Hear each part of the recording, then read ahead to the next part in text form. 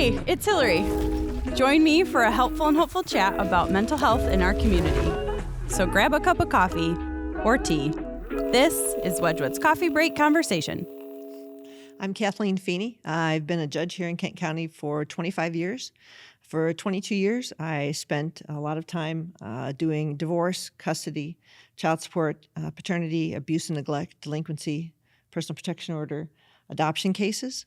And now I'm at the Court of Appeals. I tell people for those 22 years, it was as if I had the striped shirt on, running up and down the field, making the call in those cases. And now I am up in the instant replay booth. And there's 25 of us. And we sit in panels of 3, and we review everything that's gone on in the case, and then we affirm the ruling that the trial court made, or we reverse the ruling on the field. And it's been tremendous. I've really been enjoying it. Great, thank you. My name is Abish Israde. I've been here at Wedgwood for closer to 9 years now. Wow. Currently, I'm working as the wraparound supervisor within our counseling integrated department. But before then, I did have experience as a wraparound coordinator. And even before then, it's still, my passion has been integrating youth and families in their community. I did after school programming with our youth enhancement program back in the day as well. Nice. So before we launch into this conversation, I'd love to hear a little bit about why you are so passionate about the well-being of kids and families and what got you into your work. When you are dealing with families who come before the court, it's a lot of different perspectives, whether they're kids caught in the middle of their parents' divorce, or their parents are never married, but they're not agreeing on how they're going to spend their time with their parents, or it's juveniles who make bad choices and we want to help them make better choices, or children who are part of the child protective area. These kids didn't choose any of this. We need to give them the resources and the encouragement and the ability to say, okay, this is not going to define me. This is not what my life is going to be all about. This is a part of my life, and I need help getting through it and figuring out a way to thrive despite all of this. And how can you say no? How can you say no to that? Because there's so much potential and so much excitement and energy and the dreams that they have. And you just want to say, okay, we're doing everything we can. We're rolling up our sleeves. Here we go. What do you need? How can we help you? What can we do to encourage you? How can we help you make better choices? Because we know your brain isn't fully developed until you're like 24 or 26, and there's going to be mistakes. Great, let's use them for learning opportunities. So it just kind of builds on itself. And these kids, they need so much and they deserve so much. And when you have an opportunity like we have to reach out to them and work with them, there is nothing that's better. I love that. Yeah, similarly, in the wraparound program, we work with a lot of youth that find themselves in situations where they've given up hope, or even their parents or caregivers have similarly given up hope on them. And so my passion, what I love doing is really encouraging that hope again, instilling a sense of belonging and, again, the ability to move forward from obstacles that, sometimes youth, like you said, don't have much to take part in, right? And so knowing, okay, you have a system of support here that can help you, go forth and maintain your goals. Yeah, that's great. So I read recently that nearly half of kids don't feel a strong sense of belonging in their schools, which is really sad to hear. Is this what you're seeing in your circles and in your work? Do most kids feel like they don't fit in? Absolutely. It's amazing. I think COVID really did a huge disservice to our kids. Obviously, it did a huge disservice to everybody, but the fact that they couldn't go to school, they couldn't make those connections. And school is where you do so much of that social emotional learning piece. You learn to read cues, you learn to communicate. So what did our kids do? They had to sit behind screens, be more isolated, be more on their own, and then relying so much more on their phones and those sorts of things where we know a lot of not very nice things happen. A lot of cyberbullying and things like that. And it's just, I think it's been really, really hard for our kids. The kids, these days are extremely anxious, and lots of them are very depressed because of things going on in the world, because of things that happen within their family. Their parents are losing their job, or they got to move, or somebody who dies, or whatever that it is. But they have so much on their plate right now, and they're trying to deal with so much. The world is getting warmer. There's not going to be any hope for the future. And so these kids really, they become very isolated and very withdrawn. And the studies all show that having kids at school gives them that opportunity to find the resources, the teachers who are going to help get an IEP or a 504 if they need assistance with that. And just by being connected to one person, just one person at the school, it can be a teacher, it can be a social worker, it can be the school lunch lady, or it can be the school librarian or the custodian or a coach or an assistant coach, somebody who expects to see them there. Finds joy from interacting with them, that gets our kids to come to school. And so they can hopefully make up for some of that lost opportunity to learn those social interaction skills that'll keep them engaged and hopeful. Mm-hmm. Yeah, man, I think you said everything to a T right there. Within our program, we're seeing a lot of kiddos express an interest in being included and in belonging and finding a social circle for themselves.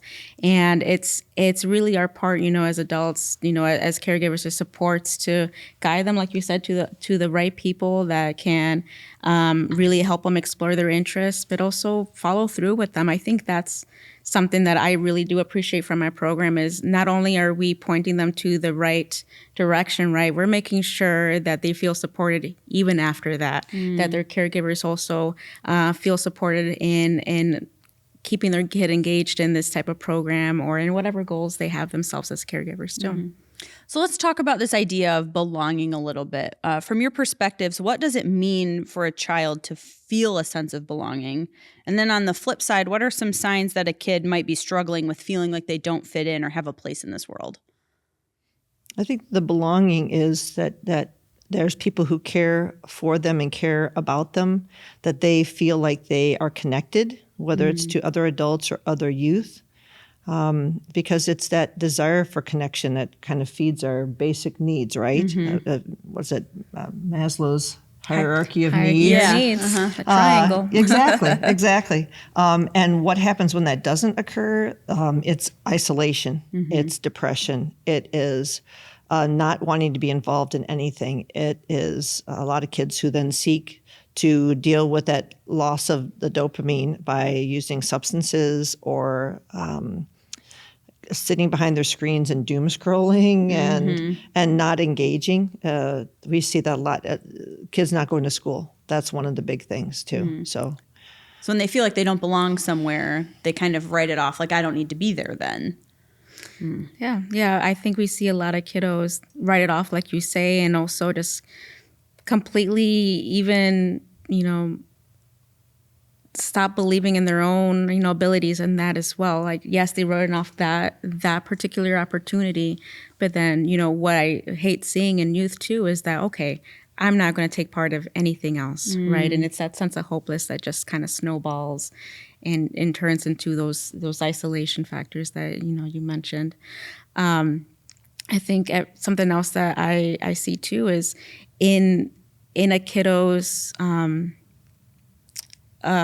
need to feel accepted, they sometimes join different, not as healthy circles, right? Or they turn it into behaviors that get them into more trouble, right? So we want to make sure that the circles that they are in are positive ones, right? That they're in it, because they themselves, their identities are being filled and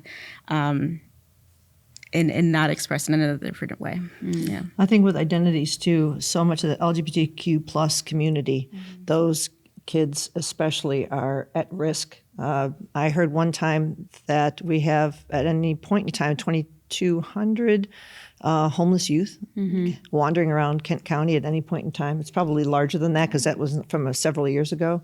And a huge percentage of those kids are LGBTQ plus. And it just breaks my heart that these kids who probably need our support more than ever, especially now, are out there floating around and being taken advantage of. I mean, we have the Manasa Project, which deals with human trafficking, and I wish they were out of business, but they're not, and they're thriving. And I have kids who are recruiting other kids. When I say I have kids, I should always mention this, not my own children, but they're my kids, right? Yeah. I have kids who are recruiting other kids to work in these organizations, and it makes them feel like they're part of something. They get in with all these promises, and then all of a sudden everything turns bad, and they don't know how to pull themselves out of it. And it's so dangerous, and we see kids making choices that they should never have to make or never want to make because they just need to survive. And we need to get our kids beyond just surviving. And you mentioned just, children wandering, right? Whether they be part of the LGBT community or other marginalized groups, right? They're wandering now, right? But how were they, in high school? Did they have a supportive hand back then to kind of guide them? And this is kind of the cusp, right? You see homeless youth, right? But, we also need to see those signs of a kid, faltering in their social groups or at school too, and catch it there. And I think when you were talking about the Manasa Project and human trafficking and falling into the wrong circles, I think that's a good example of how strongly kids want to belong, because they will even be okay with joining something or being a part of something that they probably deep down know is not good or healthy for them, but they just want to belong more than they want to be safe or healthy or different. Right, yeah. Yeah, we have a kid right now in our wraparound program that is on juvenile probation, and it's because he's stealing items and he's giving it to these circles, and him stealing and giving these items, it's him thinking, okay, I'm part of this circle. I want their acceptance, right? But there has to be another way. Why do you think it's so important and then so hard for kids to feel like they belong? It's important because it's part of their social development, right? You learn how to parent from your parents, right? And so many kids that we have who are either homeless or their family dynamic was impacted by trauma. I mean, we see generational trauma that goes back 3, 4, 5 generations, and they can't seem to get out of that cycle. So we try to help kids realize that, okay, just because this happened to you doesn't mean that you're a bad person or that this is the way it's supposed to be, but we can make strides beyond that.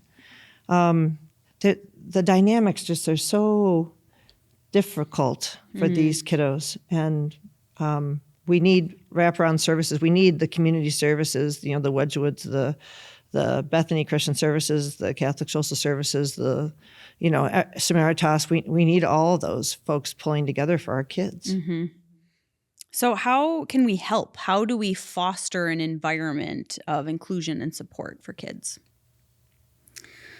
Man, I think it's providing a listening ear. It's being cued in to those signs that kids are giving. They're never gonna be ones to outright tell you, I need help in this. I'm sure there are kids like that, but I know growing up, me myself, I was really dependent on someone in my corner knowing like, hey, when I needed help and when I was crying out for that assistance.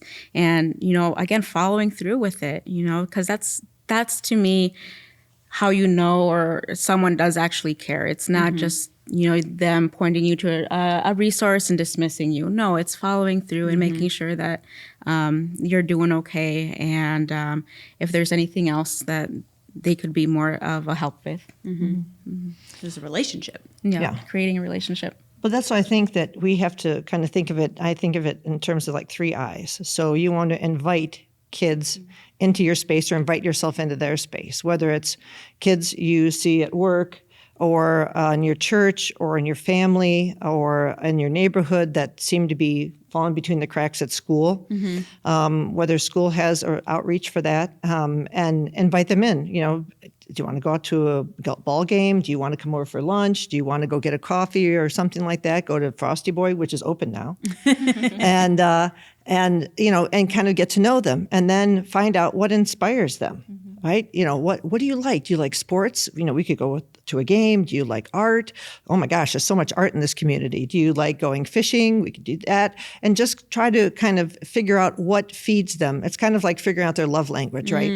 Which is really, really important, because then they know that you're interested in them. And how can the two of you connect? And then imagine, okay, how can we take your interest in these things, and imagine how we can get you connected to the larger community. Can we get you involved in a choir if you love to sing? Can we get you involved in like a cooking class? They have great cooking classes at community college, or Chef Jenna up at Amore. She does that all the time. Art, they have stuff at Grand Rapids Art Museum all the time for free. Can we do that? Can we go to a ball game? Can we go hiking?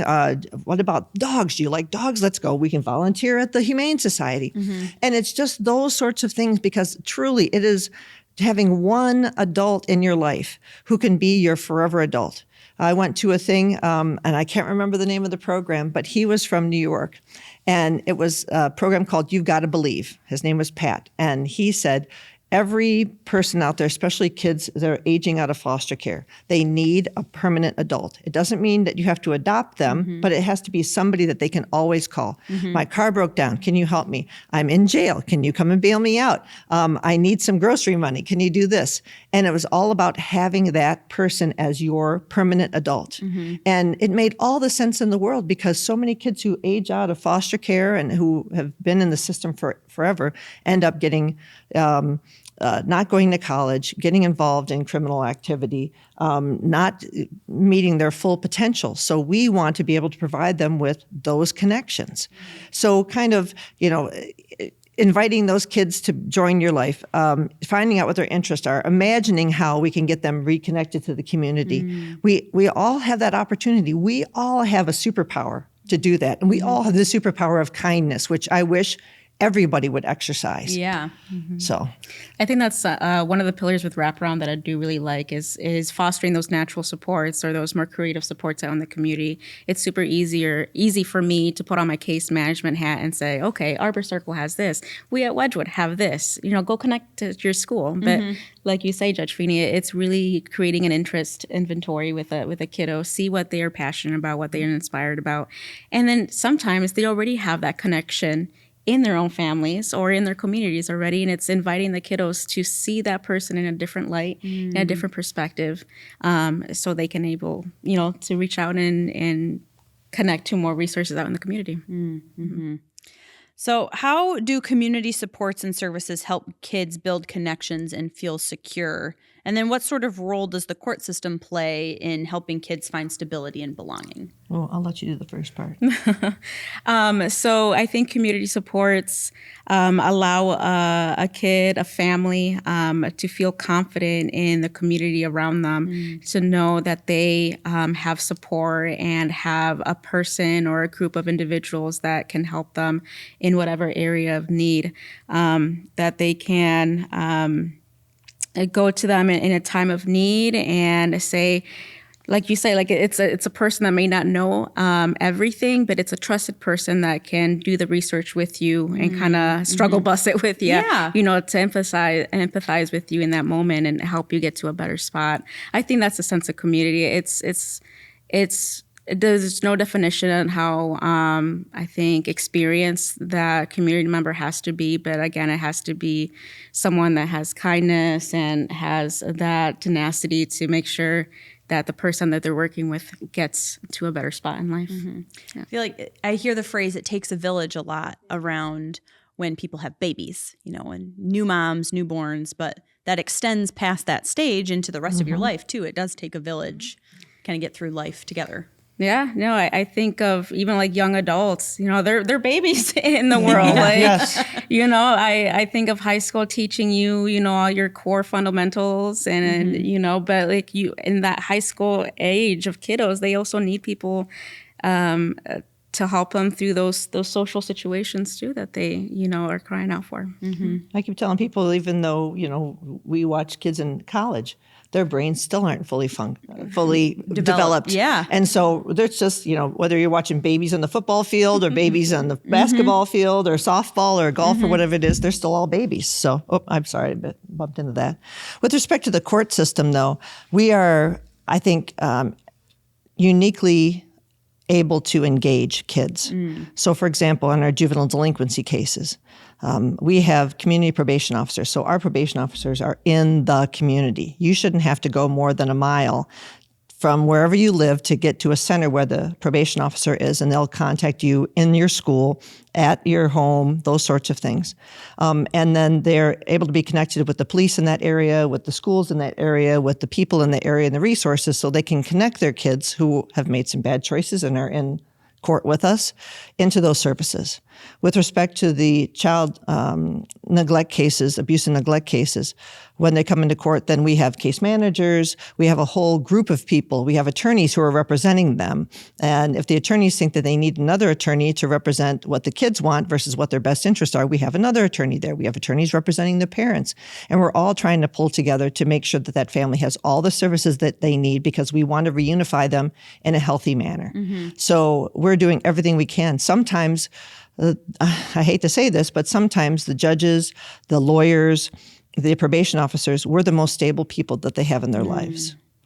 And that's really quite sad, but at least we're stable people.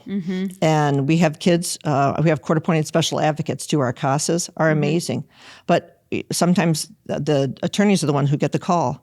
I'm someplace, I can't get home. It's 2:00 in the morning. Will you come pick me up? And the attorney will go pick them up.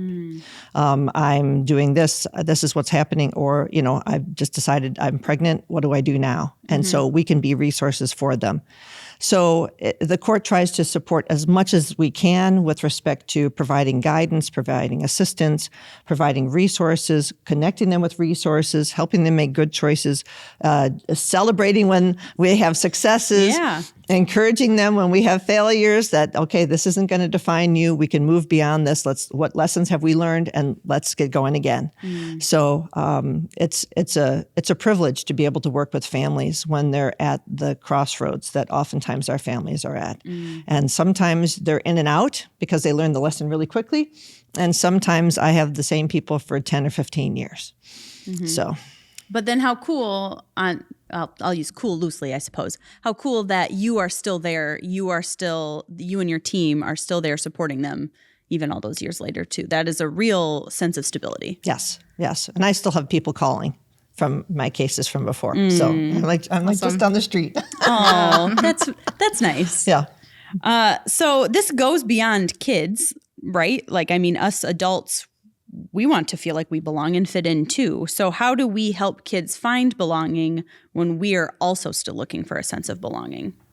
Yeah, something that I always encourage our wraparound caregivers is just modeling through the hardships, right? I think of so many times I wanted to reach out to a particular rock climbing, course that I want to do downtown, but I feel hesitant because I don't think, I don't belong. I've been so out of shape for a while. Like, how could I be successful in this? But I think kiddos need to know that their parents kind of have that same hesitations too, but they're willing to work through it and kind of take that first step forward in a direction that they know is hard. But at the end, it's going to be such a great, life involvement there too. It's a good reminder that, like, us as adults, we don't have to have it all together to show kids well. We can struggle with things too, but it's the fact that we try, and that we work on it. And I think being willing to tell your kids that you're sorry. I don't ever remember hearing that when I was growing up, and being able to tell my kids I'm sorry and that I've made mistakes, and I'm hoping that we can learn and move forward.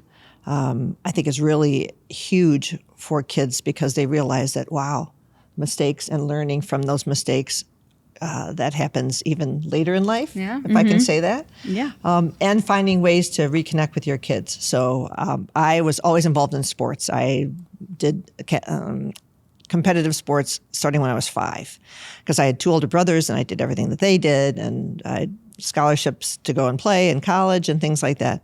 And so I always thought, oh, that's going to be what I'm going to connect with my kids. Yes, no.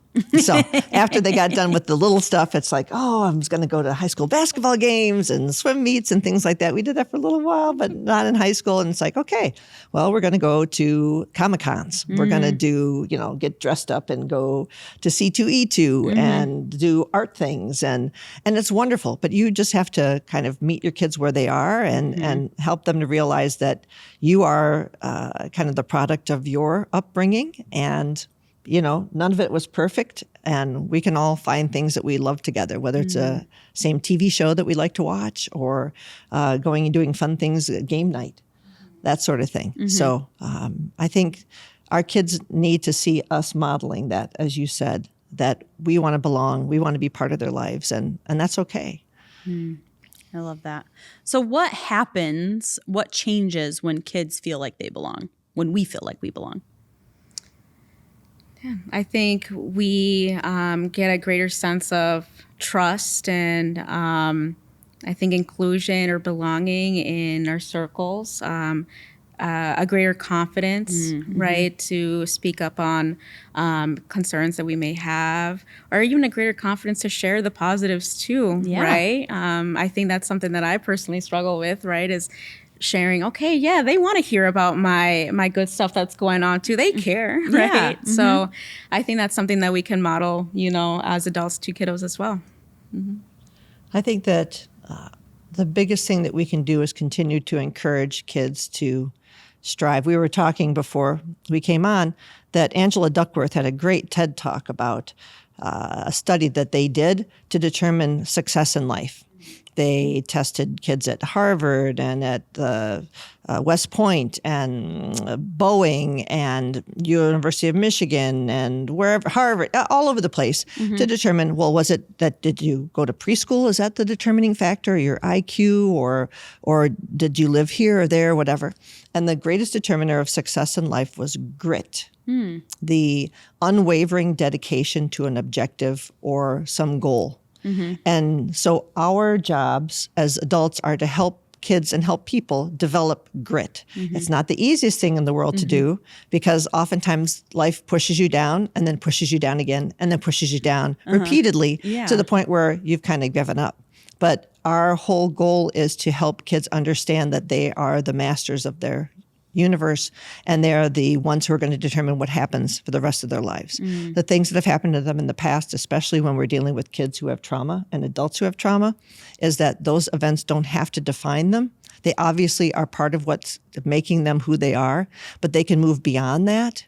And so I think that helping people develop grit, helping young people develop grit so they have that in their older life as they start to mature is critically important to make sure that they can find happiness and figure out that, okay, this may not be what I started out doing, but I love this and I want to keep doing it. So I think that's what keeps us doing the kind of work that we do. Yeah. And hearing that, though, I also think of like care for the caregiver and making sure that they have their own grit, when adolescents give them their own troubles. Yeah, because we have all mentioned. Adolescents give us troubles? Oh. We're all babies just going through new environments, right? Our caregivers are people that we have deemed supports, able to continue to hold our hands and guide us through that. And I think that that's an important aspect that I like with Wraparound, and even at the services here at Wedgwood, we're always checking in with caregivers as well. I think when you talk about developing grit too, I have not heard this TED Talk, but it will be adding it to my list. I imagine that it's near impossible to develop grit on your own. Like you probably need somebody there to help you because like you said, life will knock you down and then again and again. And after a while, it gets a little hard to get up on your own. And so having somebody there who can help pick you back up, help keep you going, dust you off, try again is important. So same thing with caregivers. You need a support, need somewhere where you can open up and be vulnerable and say, hey, I'm really struggling, and feel like it's okay for me to say that here. Yes. Yeah. Absolutely. Whether whether you find other people to confide in or you journal. I journal all the time, walk the dog, go out and do things, bake. I love people who love to bake. So I love to bake. And it's those sorts of things that'll keep you moving forward because it's true. So many people in the work that we do get burned out very, very quickly because it's so all-encompassing. And you have to make sure that you take care of yourself or you take care of the other people around you. Because when we do the child protective work, there are the case managers, there are the therapists, there are the wraparound folks, there's the community living supports, there's the parent-to-parent mentors. It's literally, you have the village right in court with us when we have our hearings. And it's all these people who are pouring themselves into these families and trying to help them make these better choices and to make their lives better so we can reunify these kids. And it's huge, difficult work, but so affirming when it works, and even sometimes when it doesn't work and we find new forever families for these kids. You have to understand that, okay, there's only so much grief that we can absorb in our lives, and we have to find good ways to handle that. So otherwise we end up not being able to give, to feed into others, to feed that positivity into others. So I always like to make sure that these coffee breaks are hopeful and helpful. So for this hopeful piece, what gives you hope when it comes to helping children finding belonging? I like hearing the stories that the kids are still wanting to be accepted, wanting to join a circle, even if it is done in the wrong way, where maybe they join the wrong circle, get themselves in trouble. I love the fact that they are still willing, because then that is an energy that we can redirect and just guide in a more positive way. I like working with kiddos that unfortunately are more isolative, right? But it's in those situations where we need to grow their determination in allowing themselves to explore and get more involved with other circles too. I think kids naturally have hopes and dreams and aspirations. And if you can find out from them what those hopes and dreams and aspirations are and say, okay, what can we do? How can we develop a plan to help you with this? It's awesome, because then it helps them to see beyond just today. Yeah. I think kids are a lot more informed today about what's going on in the world, what's going on internationally, what's going on with the environment, what's going on politically. And that's a lot for a developing brain to try to handle. It's a lot for an adult brain to try and handle. Absolutely. Absolutely. And so if we can try to keep them focused and develop that grit, it's hard. It's really, really hard to do. But that connection, whether you're the one who's connected to them or you find somebody else who's really into that, and make sure that you're encouraging that sort of a connection. And it could be just going to a game night with like once a month with people, and that might be what it is, or working with kids, or finding a way to do it, or volunteering. I love volunteers. I mean, talk about you're giving and you're receiving so much, whether it's, doing the rough readers at the library, or I've got a West Michigan therapy dog. And that's just, it's so tremendously engaging, because there's people loving on your dog, and it's just making them feel so good, and it's making you feel so good that you're helping them to feel so good, and it's those sort of things. So these kids have their whole lives ahead of them, and we just have to help them become the best that they can be, and let them realize that they might have dreams now that might be different dreams next week, that might be different dreams next year, but that's okay. And we'll just support them and find new ways to reconnect them. So I think the important part is like that a dream is kept alive, right? And it doesn't matter if it changes from day to day, like you mentioned, but it's again having that determination, just to keep aspiring for something different, for something better than what you're finding yourself in right now. I love that. And so for the helpful piece, what are some strategies to foster a stronger sense of belonging and confidence in kids, and maybe even ourselves? I think just getting involved in community and events, helping kids figure out, okay, what are the 3 things that you think you would like to investigate, whether it's volunteering pieces or art or sports or whatever that might be, book reading, going to the library, getting in a book club, and then trying to say, okay, how can we make this work with your schedule, because kids are really overbooked these days too. And how can we kind of get you off your devices and get you out in the world in meaningful ways? So for the most part, that's a difficult thing to do with our kids in general, I think, because they're so dependent on that. I'm really hoping that schools, and I know people are going to not like this very much, there's a push to keep cell phones out of schools, and I'm a big fan. In the old days, if our parents need to get a hold of us, if there's an emergency, they'd contact the principal's office. They'd come and find us. But definitely out of middle schools and elementary schools, and then limit their ability to be available while they're in high school as well. Teachers have a very hard job to try to engage kids and get their minds focused when kids are still doom scrolling in class and things like that. But we just have to be creative. We have to continue to think, okay, how can we help? How can we inspire? How can we develop that grit? Yeah. And I think using technology and social media to our advantage too, and recognizing that it does play a really big part in a lot of kiddos' roles.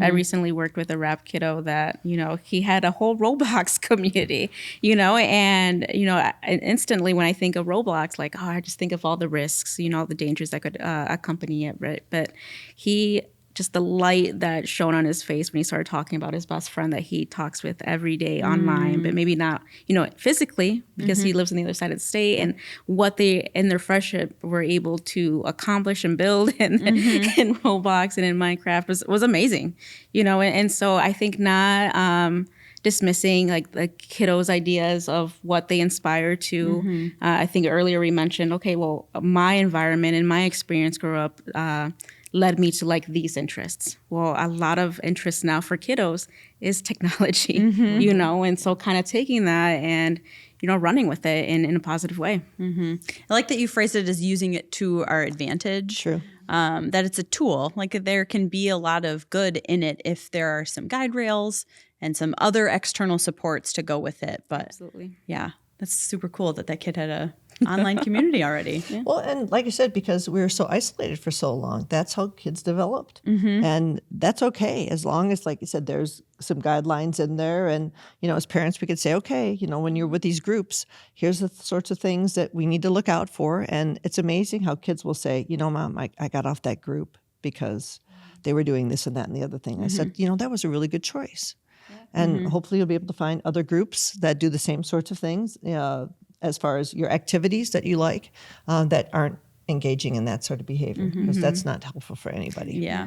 Yeah, but like in those situations too, it's like the confidence, right, that the kiddo has in their parent to share something that, it may be a little sketchy, right? It kudos to the parent, right, for fostering that relationship and that trust with their kid where they felt safe to say, yeah, I need to find another group of friends. I think it almost goes back to a little at the stat I shared at the beginning, where most kids don't feel like they belong at school. And social media and online communities can often be a source where they can connect with people that have interests that maybe their friends at school don't. So it's not, all bad, but it, like everything, in moderation.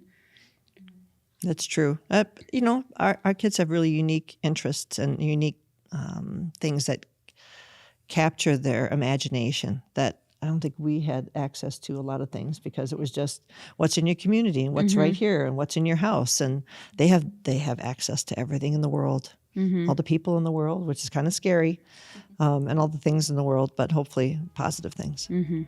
Yeah.